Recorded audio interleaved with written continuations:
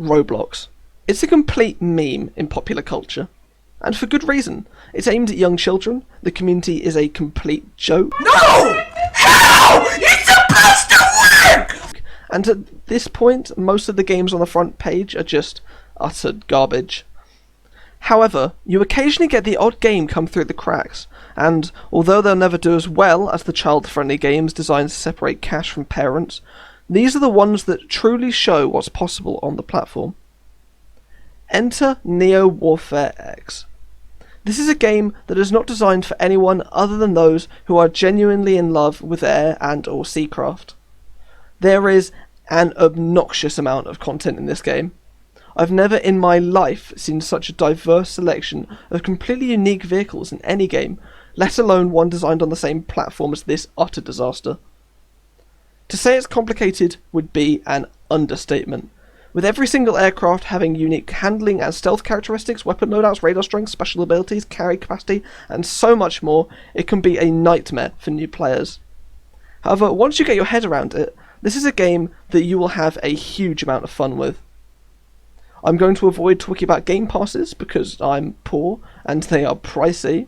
If you have cash to burn, then they are brilliant fun. However, I'm not sure they're entirely worth their current price, unless you play the game a huge amount. I also want to make clear that although I'm going to mainly be talking about the facts of the game, a lot of what I say will be personal opinion. I've been playing Neo consistently for several years, and yet I only now feel confident enough in the game to make this video. Finally, do not come to this game expecting a realistic flight simulator, because although it does replicate flight much better than the majority of Roblox flight sims, it's built to be a combat simulator first and foremost. The majority of the content in this game is centered around fighting, whether it be on the waves, up in the air, or down on the ground. As you can tell, there is a lot to talk about here, and a huge amount to cover. So, to keep things simple, let's start from the beginning.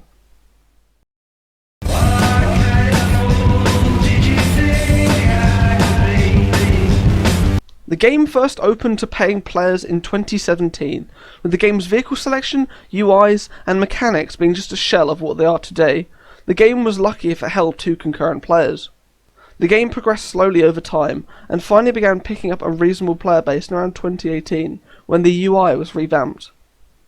Around this time, a few developers from the game started to experiment with aircraft produced in Blender instead of CSG models. The game was seeing new vehicles being released on a regular basis, and the devs' hard work was being rewarded with a player base that was rapidly increasing in size. It was around 2018 to 2019 that the game saw the release of Infantry, and soon, the dreaded Trains. Neo's Train update ended up being the game's first flop, update-wise.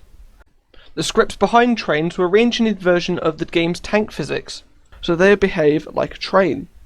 However, this Franken code ended up being complex and buggy, with large gaps appearing between the train cars, among other issues. Trains were left until around mid-2020, when they were removed entirely, with Valve Station being the last remaining fragment of the update. As Neo stands now, the game has acquired a vast and valued community, a huge player base with an incredibly talented development team that are constantly pioneering new features and techniques not seen anywhere else on Roblox. At the time of writing, the newest development being ejection seats, cockpits, AI aircraft, new infantry features, and possibly most exciting of all, new animations, a feature thought previously impossible by many developers at the model's small scale. The Military Flight Simulator Group has now been operating for over 6 years, and on the 28th of August, the group hit 30,000 members.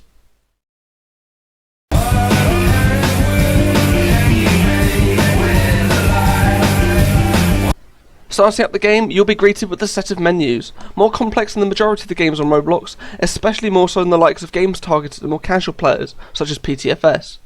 And whether this is just some slightly dodgy UI work, or a conscious effort to ward off the casuals, it does do a really good job at scaring off those with smaller attention spans. And the UI is a bit of a mess. The maps aren't in order on the lobby menu, the settings have only one option in game, and the help menu looks like bloody War and Peace. ATC mode is a nice little extra, if a little bare, its only features at the moment being a free cam and different coloured text in chat. The devs have obviously focused so much on improving and adding new aircraft that it feels as if these other features just kind of got forgotten about. And this could be a really cool feature for role players to use if done right, possibly with some cool weather and aircraft radar tabs. Missions have the same problem, and if more attention was given to these, the game could have some really interesting and unique single player experiences. At the moment they're pretty buggy, with some of them simply just not working at all. However, the ones that do work are pretty good ways for relative beginners to get better acquainted with Neo's controls. You also unlock some unique aircraft as a reward for completing them, so they're definitely worth a go. Just be sure that you do have somewhat of a clue of how to play before you jump in. They're not built to be tutorials, and new players are going to be in for one hell of a headache. Speaking of tutorials, the game really needs one. This would definitely be a bit of a task for the developers, especially with new features being added so often. But with these levels of complexity, the game really does need one if it hopes to not scare off the majority of new players. The closest thing the game has at the moment are community-made graphics, developer-made Google document manuals, and hoping someone replies to you on the community Discord server. Put the work into this game, however, and you will reap the rewards. With as many buttons as you have fingers, toes, and brain cells left after learning them all, you have a lot of control. Aircraft are by far the main focus of the game, and where you'll have the most fun. Simply flying them is relatively simple, but as soon as you get into combat, do the controls and the complexity really pick up. If you're a new player, I highly recommend turning combat mode off in populated sessions, unless you prefer playing the game as an out-of-season firework. The game has day and night cycles, with nighttime as being excruciatingly dark. The fix for this being the toggleable night vision, which is fine for regular gameplay, as long as you don't fly through a sodding cloud. Dear God, my eyes! But when trying to film, it looks absolutely horrific. I've spent too many bloody hours trying to find servers where it's not the middle of the night to try and film shots for this video alone. There's also weather, which is a really nice touch. It's local too, so if you find yourself face to face with a surprise tropical storm, you can climb above it or fly out with relative ease, quickly being able to determine the affected area by the giant angry grey clouds. However, I'm not a fan of how it just changes instantly every now and then.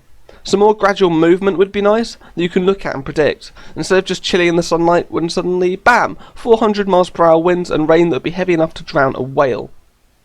The weather also creates wind that you have to fight against when flying slowly, which is a genuinely incredible touch, right up until the point where you're about to touch down a runway and it just turns off like it thinks it's funny to see you go flying off the side of the runway.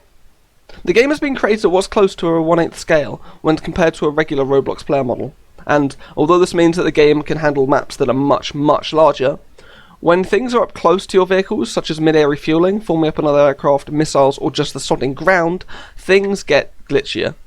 For example, missiles feel amazing to use, right up until the point they actually need to hit something. Then they'll either give up right as you should score your well-deserved kill, or suddenly snap around at an impossible angle into their target to one-tap them into a fine paste. Formations are equally glitchy. Trying to grab formation markers feels like trying to grab a particularly well-lubricated squirrel in a bouncy castle, don't ask, and are effectively impossible to do so if you're going too fast, have too many aircraft formed up, or are simply not going in a perfectly straight line at the exact same speed as your lead aircraft. However, although I do complain, the fact that the game has this feature at all is still an incredible feat of developable wizardry, and something I truly commend the Neo team for. My personal favourite feature of the game is its incredible versatility when it comes to capturing stunning clips and screenshots. Pressing the Alt key removes almost all of your HUD, and when combined with the square bracket keys to change your field of view, you can get some really nice images out of the game. And when it's this easy for players to capture such stunning images of such a diverse and gorgeous game, it's easily Neo's most powerful advertisement. Just a shame they don't tell players that it exists.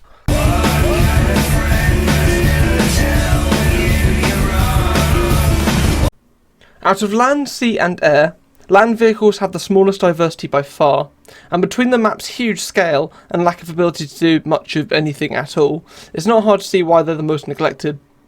However, there is still a reasonable amount there, from civilian cars and lorries to anti-aircraft launchers, tanks, artillery, infantry, and even a bloody Mars rover. Ground vehicles and infantry also have the ability to get into transport aircraft and board ships via the game's attachment system, when it decides to work.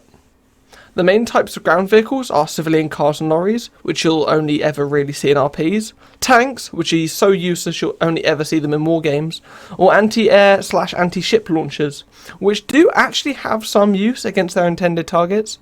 However, compared to other vehicle types, these have the least amounts of potential damage output, and are easy targets for pretty much everyone else on the battlefield. And with their controls in dire need of an upgrade, there's just as much of a chance of you killing yourself as there is anyone else. This goes for pretty much everything ground-based other than infantry, which is too slow to have any real risk of accidentally running into a river, yet, strangely, are the ones with the most amount of firepower, putting out enough rockets per minute to topple a Bismarck. Seriously, if some ship is being a dick and you want to have some fun, just spawn next to them as an RPG-totting Terminator and unload. There's literally nothing they'll be able to do. And it's hilarious. Moving on to the big boys themselves, seacraft and ships are a huge part of neo-warfare's identity and are often the most powerful weapons on the battlefield. In a good majority of the servers you'll be in, it's almost certain that there'll be a huge naval battle raging somewhere on the map. Battleships from the world wars shelling the absolute crap out of each other, submarines stalking their prey, and advanced destroyers launching dozens of cruise missiles at anything that moves.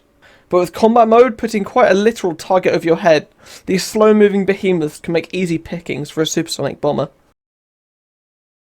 This is where the complexity starts to pick up again. With ships, in order to effectively aim your ship's guns, you'll have to take your targeting mode off automatic, enter the distance of your target, line up the shot, re-enter the distance because they bloody moved, then fire. Even then your shots aren't likely to be that close. Submarines are brilliant fun, as long as there's not another one nearby, or you're guaranteed to be T-boned by a torpedo. Destroyers make for great snipers, swatting aircraft out of the sky with ease, and decking ships in different time zones. But, in my opinion, one of the most fun ways to play this game is with an aircraft carrier. With carriers, if you ever so much as even think about turning on your combat mode, then they suddenly become a target for everyone on the server. But as long as you don't open yourself up to that, you can have a great time landing and taking off of these vessels. Aircraft landing on carriers will automatically catch the arrestor cable and slow to a halt, just like on real carriers. Aircraft then have the ability to rearm and refuel on or below decks, before once again being fired into the sky by the ship's catapults. It's also important to note that not all vessels in the game are centred around conflict, and you can find civilian vessels both old and new, usually being used as target practice by bombers, fighter aircraft, and the odd airliner. Speaking of which, we finally come to aircraft. Aircraft make up the majority of the game, having the most vehicles to choose from, and arguably the most variety too. Aircraft are the fastest vehicles, the hardest to kill, and almost certainly the most well armed, with many being able to fly at speeds of over Mach 2, with enough ordnance to sink every bloody ship in the Atlantic Ocean. Aircraft such as the B-1 Lancer can effectively deny any ship or ground target from ever turning combat mode on again, making them extraordinarily overpowered.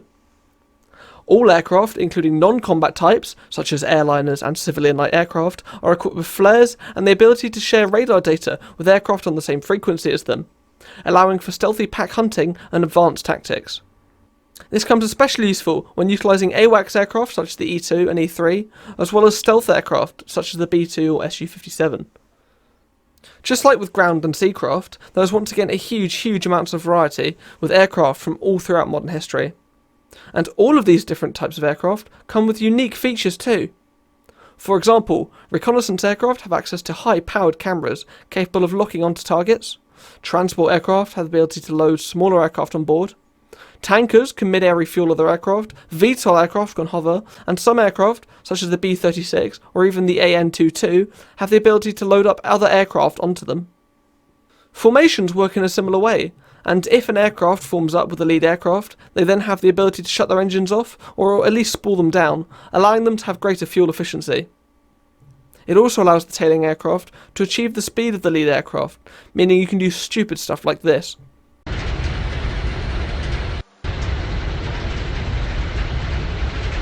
All aircraft have fuel which drains at a fairly realistic rate, with larger aircraft being able to stay airborne for longer periods of time than fighters, with afterburners drastically decreasing fuel efficiency further.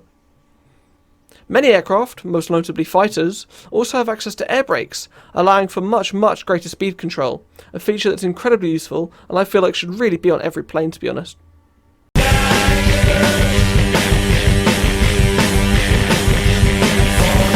As stated earlier, Neo Warfare is a combat game first and foremost, so this is where the majority of the complexity lies. There are dozens of missile types for every nation, with each of these having different purposes, damage outputs, ranges, speeds and more. Every combat vehicle has a set amount of hardpoints from which these missiles can be mounted, as well as also being able to equip drop tanks for additional range, bombs and targeting pods. Missile types include air-to-air, air-to-ground, air-to-ship, ship-to-ship, surface-to-air and cruise missiles. I guess you could kind of count torpedoes too, if you start stretching definitions.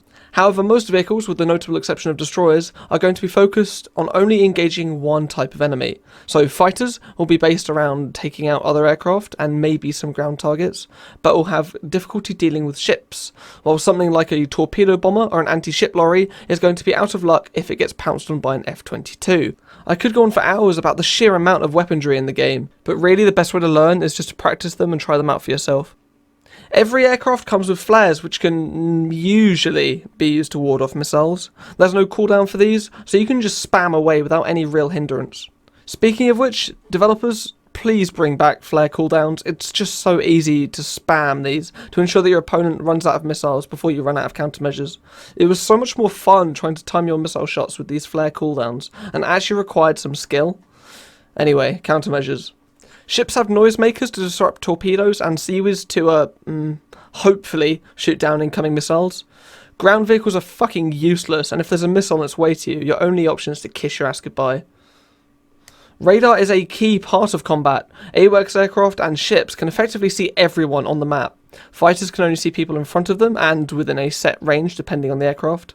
And some aircraft, such as tankers, can only see aircraft within close visual range. However, recently data links were added, meaning that aircraft can tune to the same frequency as each other to share this data. Stealth aircraft reduce the range that they can be detected by a set multiplier, not that it matters if there's an AWACS aircraft around because they're OP as shit. And submarines need to be detected by sonar. I talk about passive and active sonar settings, but my point here is that Neo is so much more complicated than the most casual players realise, and you need a goddamn degree if you want to master it all.